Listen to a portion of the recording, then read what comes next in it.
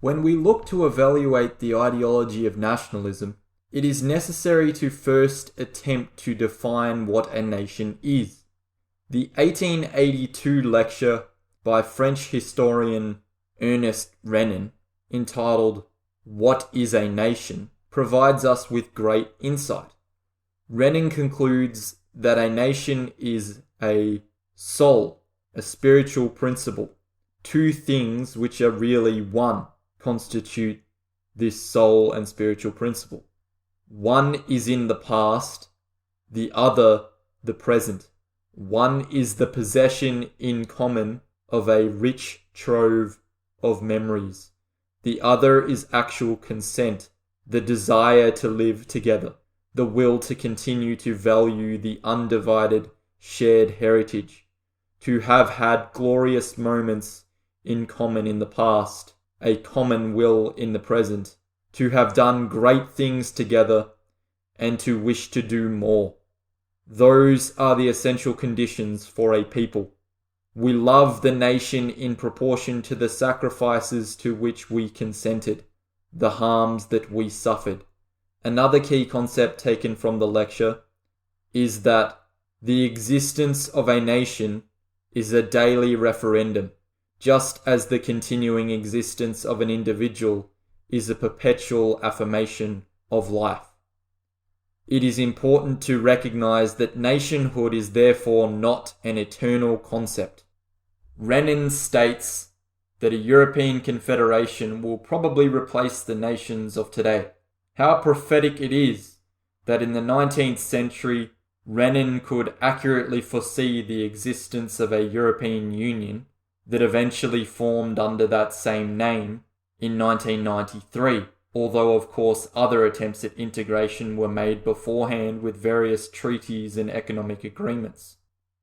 However, at the current time, the existence of separate nations serves to guarantee liberty in a way which would be lost if the whole world served under one law and one master.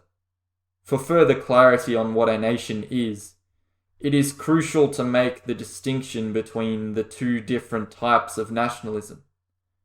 Civic nationalism, multi-ethnic but monocultural, and ethno-nationalism, mono-ethnic and monocultural. To be an advocate of civic nationalism is to permit multiple ethnicities to live and associate with each other within a nation, but to demand that all citizens adhere to the dominant cultural values of the country in which they inhabit. A distinct example of a civic nationalist country is the United States of America. The country's motto is E pluribus unum, out of many one. However, even civic nationalism has its issues because there is still a sense that it is an inorganic construction. Japan is an example of a mono-ethnic and monocultural society, and thus is deemed a high trust society in reference to the work of American political scientist Francis Fukuyama. It is well documented that birth rates and population reductions are Japan's current main problem, however. Within countries that already have citizens of multiple ethnicities, the safest and least violent outcome to preserve nationhood is strictly enforced civic nationalism. However, one would hazard a guess that ethnic rivalry is as old as sin, and to suggest otherwise is to be ignorant of history. In the 2004 book entitled Who Are We? The Challenges of America's National Identity, the author Samuel P. Huntington points out that the country of America as we know it was founded by British settlers, and they brought with them associated traditions and culture. These British colonies were known as the 13 colonies. As a group, they had very similar political and legal systems, and were dominated by white Anglo-Saxon Protestant, WASP, English speakers. They congregated on the east coast of North America during the 17th and 18th century, breaking their British ties and declaring independence in 1776. Contrary to popular belief, it is not a case of being a nation of immigrants. To be an immigrant is to travel to a country already founded. Thus, the idea of the United States of America was not truly official until 1776. The settlers were pioneers, not immigrants.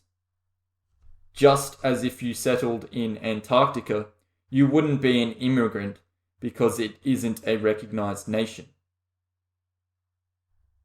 A similar argument could be made for Australia.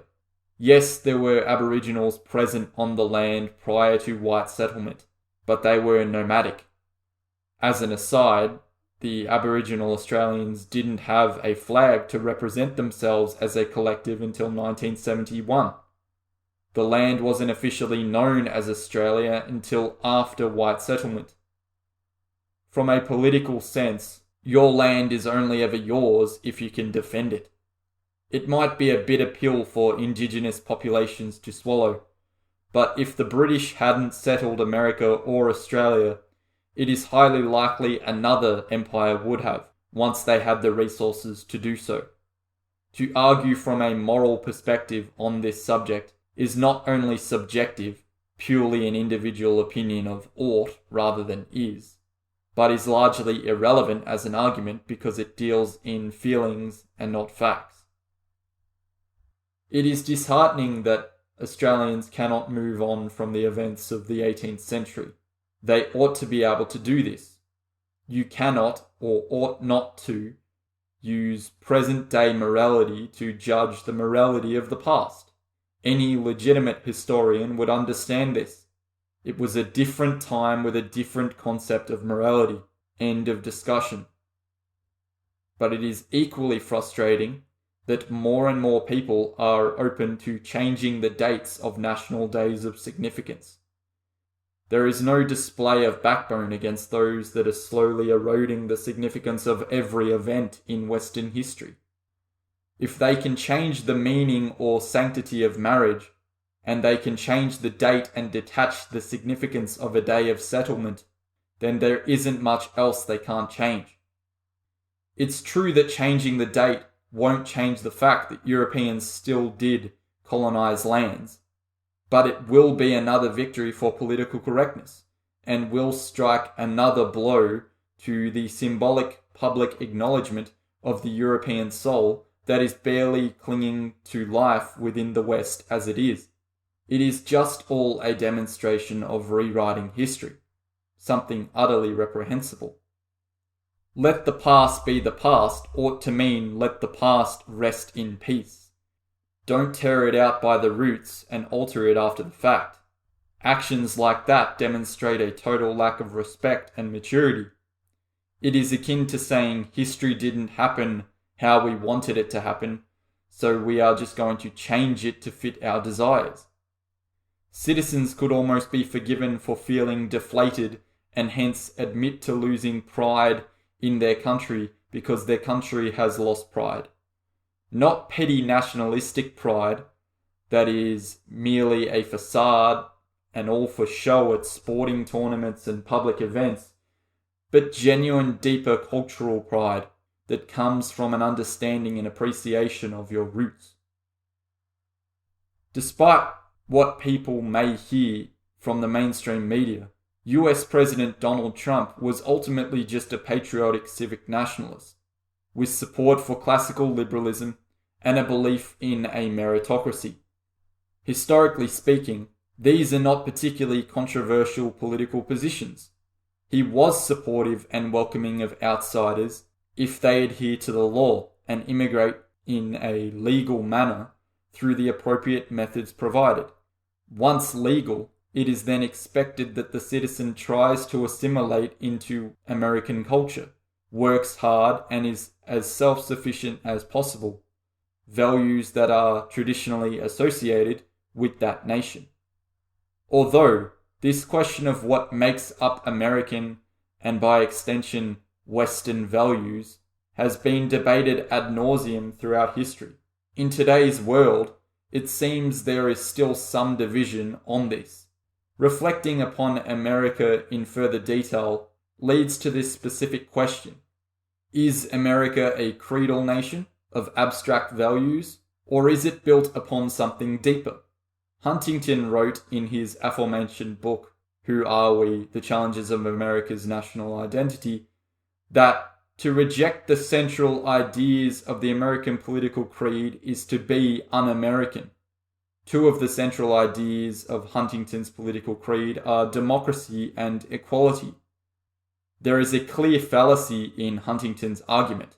History shows us the founding fathers of America engaged in the practice of slavery and were at times highly critical of democracy.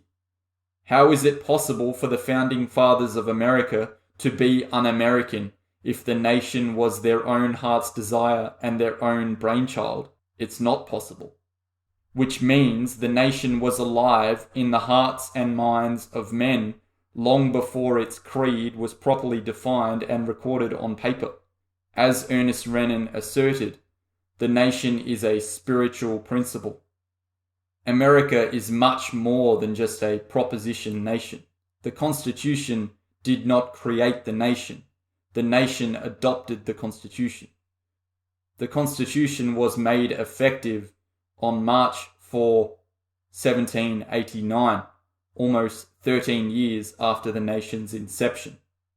Many Americans did indeed believe in universal principles and rights, but all were loyal to their nation and to the brethren with whom they shared deep ties of blood, soil, and memory.